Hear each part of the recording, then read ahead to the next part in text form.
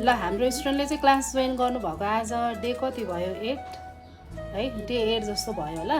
अनि मैले चाहिँ उहाँलाई अगाडिदेखि नै आई मेकअपहरू सिकाइरहेको छु, फेस मेकअपहरू पनि सिकाइरहेको छु। अनि आज चाहिँ फाइनली उहाँले ड्रेसहरू सबै ल्याउनु भएको छ। उहाँको चाहिँ बिफोर लुक चाहिँ यस्तो छ है। अनि फाइनल रिजल्ट चाहिँ कस्तो आउँछ भनेर हजुरहरूले भिडियो अन्तिमसम्म हेर्नु होला। ल अब उहाँले आफैले कसरी गर्नुहुन्छ त्यो पनि तपाईँहरूलाई म देखाइहाल्छु है त। ल उहाँको चाहिँ आइब्राउ अलरेडी नै हेभी छ है। त्यो भएको कारणले गर्दा चाहिँ उहाँले कुनै पनि पोमेडहरू युज गर्नुभएको छैन, जस्ट कन्सिलरले मात्र हल्का मिलाइराख्नु भएको छ है त।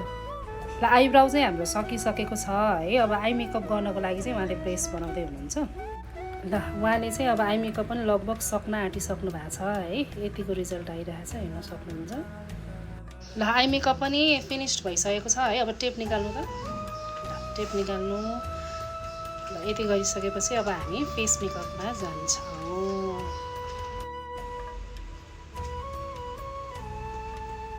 ल फेस प्राइमहरू गरिसकेपछि चाहिँ उहाँले कलर करेक्सनहरू गरिराख्नु भएको छ फेसमा है। अब फाउन्डेसनमा जान्छौँ हामी। अब उहाँले चाहिँ फाउन्डेसन युज गरिराख्नु भएको छ है। आई मेकअप आइब्राउ सकिसक्यो। अब चाहिँ अहिले फेस प्रेपहरू सबै गरिसकेपछि फाउन्डेसन लगाइराख्नु भएको छ उहाँले।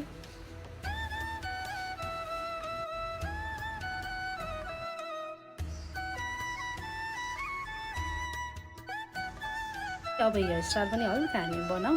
फेस मेकअप पनि लगभग सकिसक्यो। ल फेस मेकअपमा पनि अब उहाँले कन्टुर ब्लस हाइलाइटर लगाइसक्नु भएको छ। अब चाहिँ हामी लिपस्टिक लगाउँछौँ है त। उहाँको चाहिँ आइब्राउ हामीले खासमा केही पनि गरेको छैन, जस्ट कन्सिलरले मात्र अलिकति मिलाएको हो है। र पनि एकदम हेभी चाहिँ हेभी नै देखिरहेछ। आई मेकअप चाहिँ यतिको राम्रो गरिसक्नु भएको छ उहाँले। अब आई मेकअपलाई फिनिस गर्नको लागि चाहिँ ल्यासेस र मस्कारा अब लगाउनुहुन्छ उहाँले है।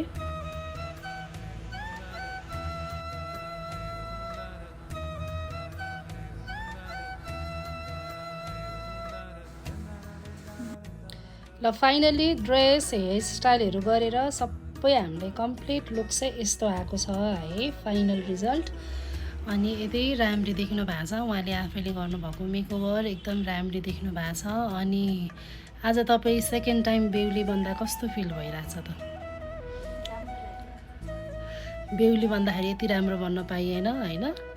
ल आज चाहिँ फाइनली मेकअप क्लास लिएर यति राम्ररी चाहिँ बन्नलाई आफैले सिकिसक्नु भएको छ। र हजुरहरू पनि क्लास लिन चाहनुहुन्छ भनेदेखि चाहिँ हाम्रो ग्ल्यामार्ट मेकअप स्टोरलाई सम्झिन सक्नुहुन्छ, जुन चाहिँ चाबेली स्तूपमा छ है त। ल फाइनली आज उहाँ चाहिँ सेकेन्डचोटि आज ब्राइड बन्नु भएको छ है। अनि सेकेन्डचोटिमा चाहिँ आज उहाँले आफैले मेकओभर गरेर यति राम्ररी भइसक्नु भएको छ। हेयर स्टाइल मैले बनाइदिएँ, साडीहरू टक्क लगाइदिएर, अनि त्यसपछि उहाँ यति राम्रो ब्युटी भइसक्नु भएको छ।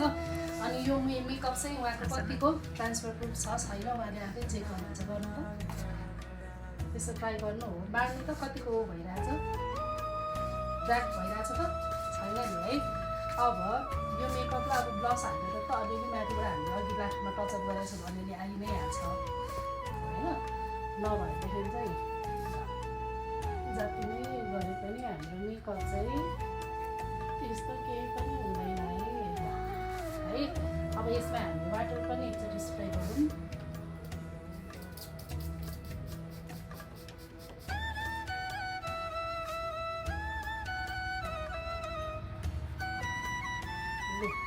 यहाँ चाहिँ ब्लस चाहिँ अलिकति ट्रान्सफर भयो है।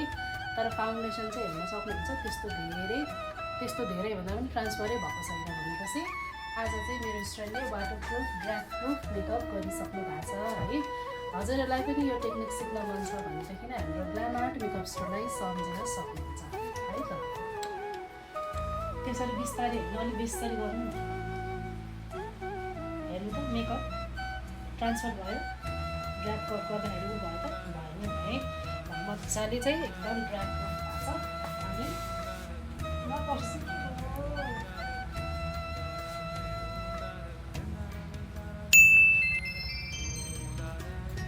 पानी चाहिँ हामीले जति नै स्प्रे गरे पनि मेकअप चाहिँ ट्रान्सफर भएको छैन है त।